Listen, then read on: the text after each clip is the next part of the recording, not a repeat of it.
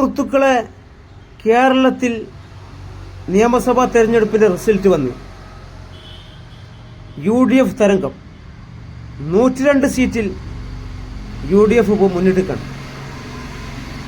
ഇതിന്റെ ക്രെഡിറ്റ് പ്രതിപക്ഷ നേതാവ് VD സതീശനും ഷാഫി പറമ്പിലിനും ഉള്ളതാണ്.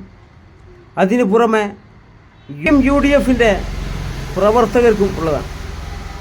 മുഖ്യമന്ത്രിയാവാൻ യോഗ്യതയുള്ള ആൾ VD സതീശനാണ്. ഇപ്പോൾ പല ആളുകളും ഇപ്പോൾ മാളത്തിൽ നിന്ന് പൊന്തിയന് മുഖ്യമന്ത്രിയാവാൻ ചെന്നിത്തലിനുമാരുള്ള ആൾക്കാർ. അവരോട് എനിക്ക് പറയാനുള്ളത്, നിങ്ങൾ കഴിഞ്ഞ 5 വർഷം എവിടെ ആയിന്? 2021 പ്രതിപക്ഷ നേതാവായിരുന്നത് രമേശ് ചെന്നിത്തലയാണ്. അന്ന് വെറും 21 സീറ്റാണ് കോൺഗ്രസിന് കിട്ടിയത്. അതിന് കാരണം ചെന്നിത്തലയുടെ പിടിപ്പുകേടാണ്. ഒരു സംഘടനാ മികവുമില്ലാത്ത ആളാണ് മൂപ്പര്. അങ്ങനത്തെ ആള് ഇപ്പം വന്നുങ്ങാണ്ട് മാധ്യമങ്ങളെ കാണാം. ഇതാണ് കോൺഗ്രസിൻ്റെ പരാജയം. അർഹതപ്പെട്ടവർക്ക് അംഗീകാരം കൊടുക്കൂല. ഇതേപോലെയാണ് മധ്യപ്രദേശിലും രാജസ്ഥാനിലും സംഭവിച്ചത്. യുവതാരങ്ങളായ സച്ചിൻ പൈലറ്റ്, അതേപോലെ ജ്യോതിരാദിത്യ സിന്ധ്യ, അവരാണ് അന്ന് തിരഞ്ഞെടുപ്പിനെ നയിച്ചത്. വിജയിച്ചപ്പോൾ രാജസ്ഥാനിൽ അശോക് ഗെഹ്ലോട്ടും മധ്യപ്രദേശിൽ കമൽനാഥും 2-3 പ്രാവശ്യം മുഖ്യമന്ത്രിമാരായ അശോക് ഗെഹ്ലോട്ടും കമൽനാഥും മുഖ്യമന്ത്രിമാരായി. അങ്ങനെയായപ്പോൾ ജ്യോതിരാദിത്യ സിന്ധ്യ BJP പോയി. ഇപ്പം മധ്യപ്രദേശിൽ കോൺഗ്രസിൻ്റെ തരി പോലില്ല. അന്ന് കൂറുമാറി വീണ്ടും ഇലക്ഷൻ നടന്നപ്പോൾ BJP ജയിച്ചു.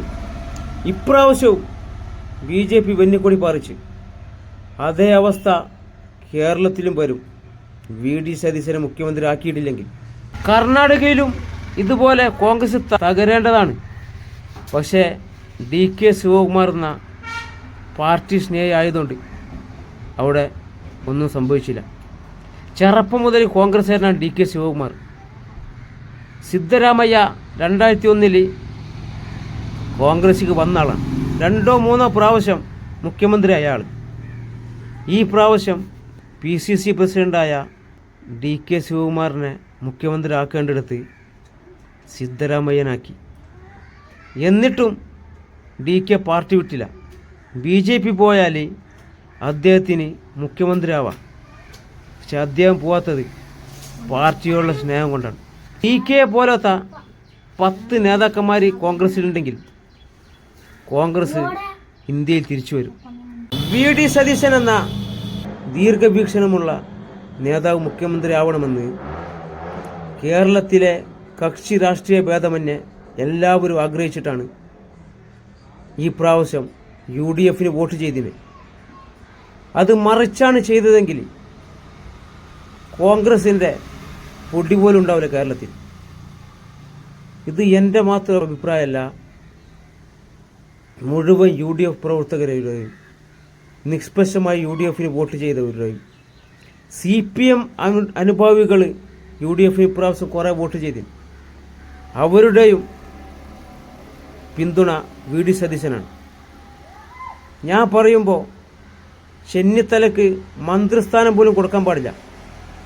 കാരണം സംഘാടക മികവുമില്ലാത്ത ആളാണ്. ഗ്രൂപ്പിസം കളിച്ച് കോൺഗ്രസിനെ ഇല്ലാതാക്കിയ ആളാണ്.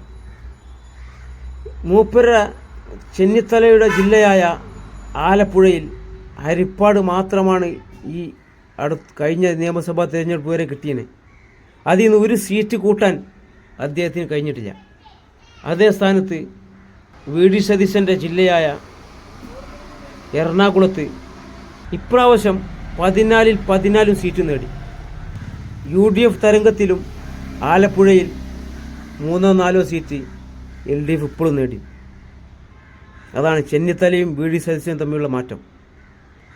ചെറുപ്പം മുതൽ കോൺഗ്രസ്സുകാരനാണെന്ന യോഗ്യതയാണ് ഉള്ളതെങ്കിൽ ഒരു വാർഡ് മെമ്പർ പോലും ആവാത്ത എത്രയോ കോൺഗ്രസ് പ്രവർത്തകരുണ്ട് ചെന്നിത്തലയേക്കാൾ പ്രവർത്തിച്ച.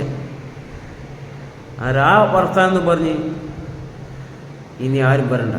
2021 പരാജയപ്പെട്ട UDF ഇനി എങ്ങനെ മുന്നോട്ട് പോകും എന്ന അവസ്ഥയിലാണ് വി ഡി സതീശൻ പ്രതിപക്ഷ നേതാവായത്. അവിടുന്ന് ഇങ്ങോട്ട് എല്ലാവർക്കും ആത്മവിശ്വാസം നൽകി UDF ആര് മുഖ്യമന്ത്രി എന്ന ചർച്ച വരെ എത്തിച്ചതിൽ നിർണായക പങ്കുവഹിച്ച വ്യക്തിയാണ് വി ഡി സതീശൻ. അതേപോലെ ഷാഫി പറമ്പിൽ.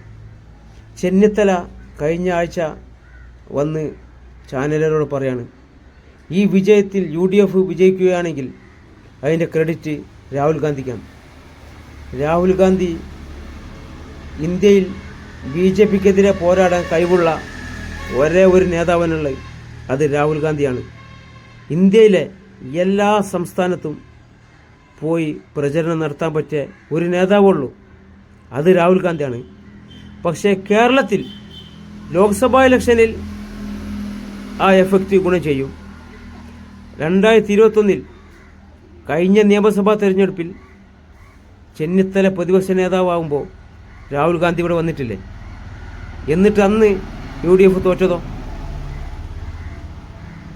യഥാർത്ഥ നേതാവ് എന്ന് പറഞ്ഞാൽ വി ഡി സതീശനെ പോലെ ആർജവത്തി സംസാരിക്കണം.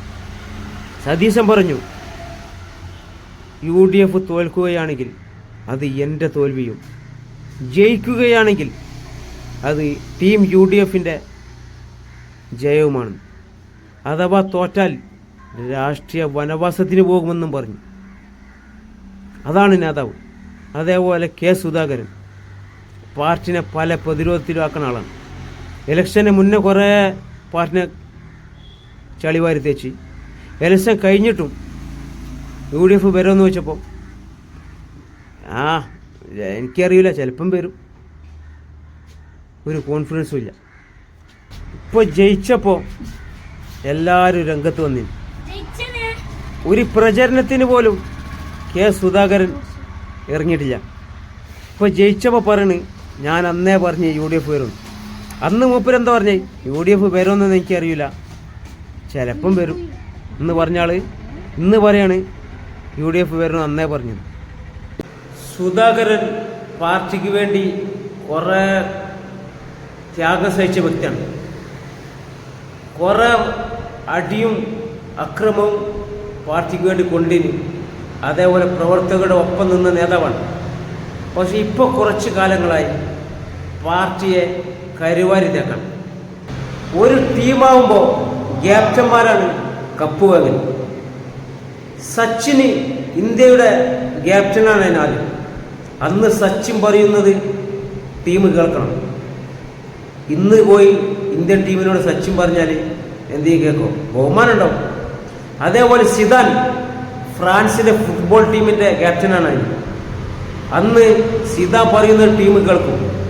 ഇന്ന് പോയി പറഞ്ഞാൽ കേൾക്കോ, ഒരു ബഹുമാനം കൊടുക്കും.